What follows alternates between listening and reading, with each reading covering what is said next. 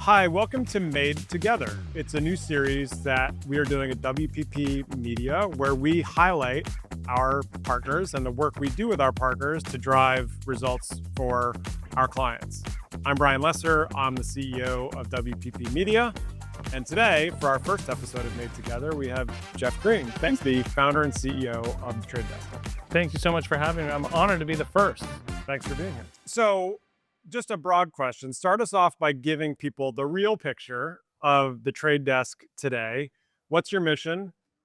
What do you do? And what do you think people are getting wrong about your business and where the industry is headed? First of all, again, thank you for having me. I'm so excited to answer this question, in part because I think you're absolutely right that we are a misunderstood company at this point. And for me, it's a little bit mind-boggling that we are misunderstood because I don't think anything about our mission, our goals, even our talking points have changed much at all. So I mostly appreciate the question just so that I can restate some of the same things we've been saying for 16 years since I founded the company. So first and foremost, the Trade Desk would not be where it is without agencies. Our goal from the very beginning was to partner with agencies, knowing that you have tens of thousands of employees and we don't. And that the only way that we can service the biggest brands around the world is for us to be partners. We're as committed to that as we've ever been. But we are as committed to agencies as we've ever been. Our business model is the same. We represent buyers. We think it's a mistake for people to build ad network-like businesses where they represent both inventory and buyers. And because we represent the buyers and the biggest brands in the world, there's no way for us to do that without tight partnership with the agencies. Of course, there's been pressure on lots of companies in the middle. Us, you, every CPG, every auto, and that requires us to create more definitive business models, architect new partnerships, be super clear on what we're after, but our partnerships are as important as they've ever been. Right. Our need to promote the open internet goes two ways. You need that, we need that. And that's something that I want the world to know that we are sharing the exact same message that we have for the last 16 years. The world has changed a little bit, but our North Star has not. Yeah, I appreciate that. I mean, I remember you and I have known each other for a long time. And I remember meeting you before you had started The Trade Desk, but you were in the process of founding Exactly. The Trade Desk. We'd raised zero money. Yeah. And I think that the principles that we talked about then, prior to the founding of the business are very consistent with what you've said now. And have always been a consistent partner to the agencies, which I'm grateful for. Speaking of our partnership, So thanks. around this time last year, we expanded our commercial partnership and you called it the most structured partnership the Trade Desk had ever built with a global holding company. So what have we been focused on and what are you excited about building with WPP today? The thing that I love about your vision and about what we're building together is it recognizes that everything is integrated. And to some extent, this is a reflection of what AI is doing to everything, which is it's making it possible to look at everything and consider everything. An LLM can ingest all information and then do something with that, and including influence multiple parts of your strategy or plan. So more and more, we're seeing both advertisers and agencies think holistically. Like our Kokai platform is built to encourage advertisers to use channels like CTV, but also move them down the funnel with things like audio and digital out of home, and of course, remind them with display and to be holistic in that. In the past, most media plans have been sort of insertion orders that are by channel. Right. And the fact that we're now doing something that is cross-channel and that we're thinking about it more holistically. And in your business, that goes beyond just the media side of it to also think about how that integrates with creative. And of course, AI will have huge influence over creative. Right. So thinking about things holistically and then thinking about all those holistic levers with data. Right. And we have very similar views on the way we think about data. So to me, that structure and being very structured about the way we think about data, the way we think about being holistic and omnichannel and global is created a structure that I think sets us up for tremendous success for the biggest brands in the world. One of our biggest co-innovation projects has been our work to build out our global advanced TV solution together.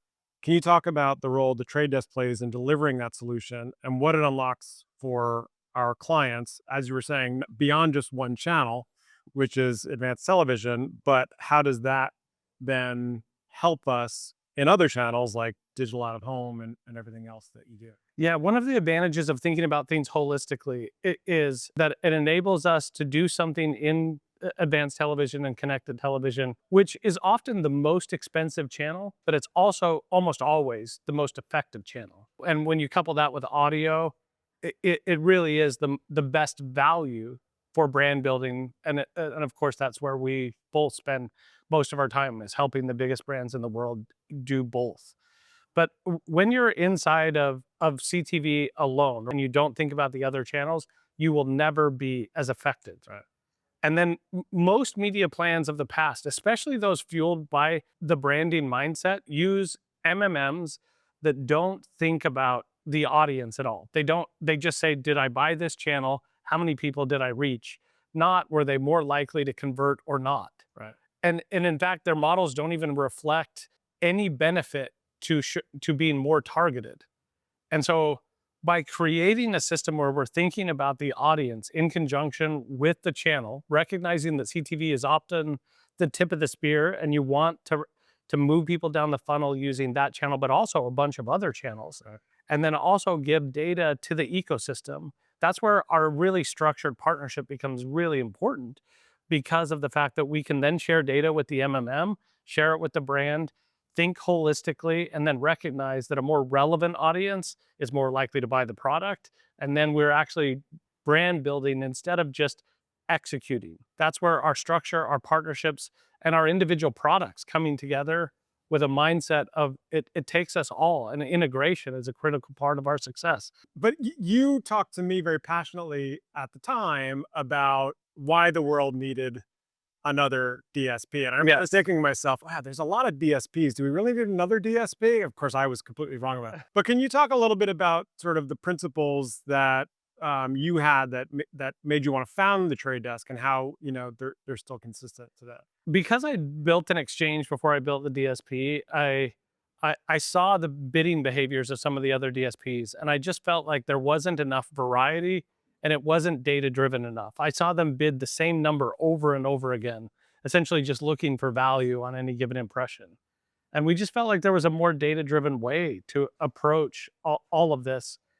I also saw that a bunch of the DSPs kind of looked at agencies and said, we'll do it ourselves. We're going to replace the agencies. Yeah. Half of the DSPs were saying that emphatically, Yeah. including those that were built by agency people. Yeah. No, there were DSPs definitely going around us. And we were frankly looking for partners that could help us build that business that weren't going to go around us. Exactly. And I just saw that as a tremendous opportunity. That has been our position from the very beginning. It is still our position. We cannot scale without the agencies. And we know that you're integrated. And I see this in brands over and over again. They're trying to advertise in every channel in 200 countries around the world. They cannot execute that without agencies.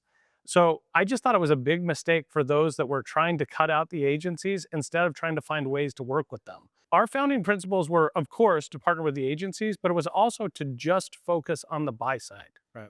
That is one of the things that is actually a bit misunderstood about us today, is that because we built products like OpenPath and others, that is us trying to help buyers decision and get as close to the inventory as possible. But we don't own any inventory, and we're not trying to own any inventory. In order for us to be your best partner, we have to be objective. We have to be an objective buyer. It's funny you mentioned, the need for agents and agencies. I say often that people have been predicting the demise of agencies since the dawn of agency. Yes. Yes. And every 10 years, there's a new reason why agencies are going to die. And certainly programmatic advertising was one of those reasons. I mean, the disaster scenario for agencies was, well, clients are just going to log into a DSP and they're going to buy everything themselves. And of course, it didn't happen. And agencies are as important as they've ever been.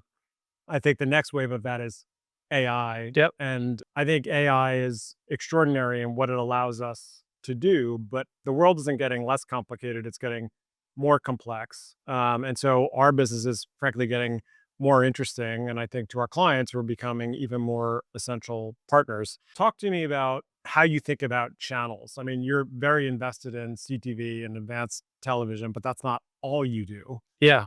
So how do you use that sort of your investment in CTV and then surround that with everything else that you do to help us connect? Yeah, it's so funny because people now sometimes think of us as primarily about CTV. And we met in that coffee shop in 2009. Everything in programmatic was just in display. Right. And we were talking about how the only way to win is to be a global omni-channel DSP, which was somewhat controversial at the time. And now just seems like, of course, that's the case. So while we started in display, of course, I've always stated that CTV would determine the future of the open internet, in part because it is perfectly fragmented, because you have enough competition that no one can be draconian like they were in search and things like that. But it's also consolidated enough that all the players can be rational. That proves to be, I think, a very important channel for the future of the open internet and for us. But an advertiser cannot be effective if they just think of it channel by channel, or especially if they only focus on one channel. Right. Consumers are everywhere. Consumers are using multiple channels. As you're trying to move them down the funnel, you have to have access to the millions and millions of ads per second that the Trade Desk is integrated to. We have the most in the world, and we're doing that across all these different channels so that we can help the biggest brands find, of the 20 million ads per second, the couple hundred, even for the biggest brands, that they should buy to move customers down the funnel in the most effective way possible. There's so many complicated variables Yeah. that the only way to be effective is to be global and omnichannel. That position that we talked about 16 years ago is exactly the same today. Jeff, let's talk about the future. I mean, what's the future going to hold for us? What's the trade desk going to look like 5 years from now? What are you investing in? And how can you help us realize a great future for our clients? Yeah, there's three things I want to highlight. There's so many things about the future. We could, of course, talk about AI, but AI will touch everything. So in the same way that we don't really talk about programmatic as a theme quite as much, it's not a line item on a plan anymore. AI should do the same. It will be integrated into everything. So let's just assume that that's in all three of the things we're about to talk about. One is thinking more about portfolios, where too often the trade desk is considered like another destination. I spend on Google or YouTube, I spend on Instagram, and then I also spend on the trade desk. We don't have any ads on the tradedesk.com. We don't have an app. As we already said, we don't have any inventory at all. The biggest brands in the world use us to buy all of the most important media of the open internet, whether that's in TV, journalism, sports, movies, music, and think of it more as a portfolio, and that will help us both grow. The second is in measurement, and we have a product that we'll launch this year. We haven't launched it yet, called Open Measurement. It is really meant to fix the ridiculous last click, last view that has really plagued the open internet and all brand building efforts for the last 20 years. We think we can fix that. We're not going to fix it alone. We'll only fix it through partnership, and that becomes really critical to our future. And then related to measurement, when you measure really well, and we can partner and have partnered with the majority of the other 95% so that we can give real answers, not modeled answers only from our social advertising or whatever, but to give real answers about what real consumers have bought so that we can then fuel real growth. Measurement and audience have to be inseparably connected. And for many of the biggest brands in the world, that has to be connected to the retail sales and the offline conversions. That is still about half the economy. Right. We think that those together represent the future. And as a result, programmatic gets out of being this little esoteric corner with lots of three-letter acronyms, and instead the very mainstream of data-driven advertising, which data-driven advertising in this fragmented attention, like competitive economy, is the only way to stay competitive and build a brand. One of the things that we're really proud of at WPP is open intelligence. It's our data model. It's how we connect thousands of sources of data in service of identifying growth audiences for our clients so that we can drive their business.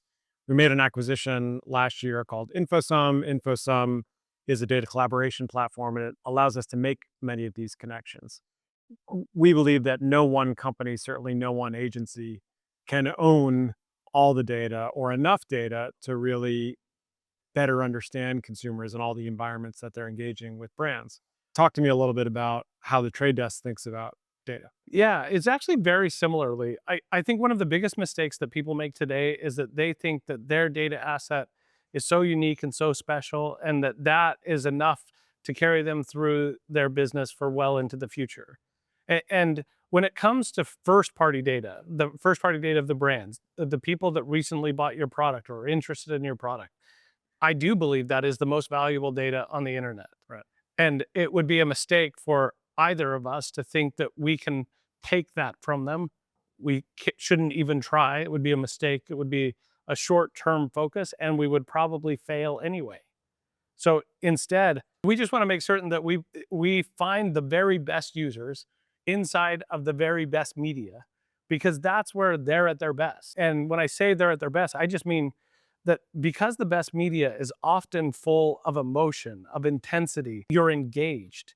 That's where the very best ads are found. And of course, when you find a user when they're engaged is when the ads are effective. Right. So we want to make certain that we find those places and those people leveraging the data that belongs to the advertiser so that we can repeat this again and again. Owning the process, but not the data, is a critical part of our future success. So, a big part of what we talk to our clients about is trust, that you can trust their agency. And I think trust is the foundation of all great partnerships. I trust the trade desk and that you are a great partner to WPP. I understand you have a business to run and you have a business model associated with your products and services. But we really never had any issue with how you charge because you're very transparent about that. And we're very well versed and expert in how we use your tools and technologies. How do you think about trust with your partners, whether it be WPP or others? I don't think that there is any way to be successful in this space without trust. And that's how we got here. Is we said we have to make promises and keep them. We have to do that to our clients. And we recognize that if we're focused on the biggest brands in the world, there aren't that many of them. I've said from inception, we cannot have client churn like most businesses. I believe with the biggest brands in the world, we have to have a model that is so compelling that they want to work with us. And then we have to build and maintain trust so that they never leave. We thought the same thing about Wall Street. We have to make promises and keep them. And we did that as long as anybody ever. And we've done that with a batting average that is as good as any public company ever. We make promises and we keep them. It is critical that our clients understand that we're in this for them. So when it comes to like the way that we charge, every time we add a new feature, rather than just add that to the platform cost and then go out and say, this is required, we want you to do exactly what you're doing. Some of them you use, some of them you don't use, but we want to make certain that every single feature earns its keep. And that's the gauntlet that I lay down for each of them, for each product, for each member of our team. When we introduce something new, we have to prove that again and again, it is worth what we charge for it. That's one of the both advantages and disadvantages of powering the biggest brands in the world is you cannot pull a fast one on them. They will scrutinize everything. And so we have to make certain that our products add more value than they cost. And then we have to be unapologetic about being premium. Right. But in doing that, we think we create the best environment to build and keep trust. And I think that's one of the things we've done really well together. I think both of our companies are better off because of it. Yeah, agreed. Jeff, thank you for being my first guest. Thank you. Made Together. As I mentioned, this is going to be a series that we will do with our partners to talk about innovation and the future and all the great work we do for clients. And I can't think of a better partner to kick us off than you. So thank you very much. Thank you so much. Tune in for the next episode of Made Together. Thank you. Honored to be here.